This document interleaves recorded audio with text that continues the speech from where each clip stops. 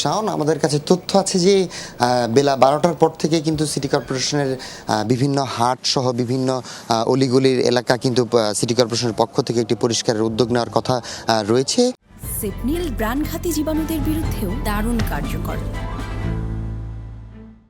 কিন্তু এখন যে হাটটিতে আমি রয়েছি, রাজধানীর 100 ফিট হাট, সেই হাটে কিন্তু এখন পর্যন্ত কোনো ধরনের পরিচ্ছন্নতা কর্মী বা কর্পোরেশনের পক্ষ থেকে কোনো ধরনের কোনো পদক্ষেপ নেওয়া হয়নি। সেই চিত্র একটু দেখাতে চাই। আপনি দেখতেই পাচ্ছেন যে 100 ফিট হাটের রাস্তার পাশে যে বর্জ্যগুলো এখনও রয়েছে, সেই বর্জ্যগুলো এখন পর্যন্ত অপসারণের কোনো অভিযান আমরা এখন পর্যন্ত দেখতে পারিনি।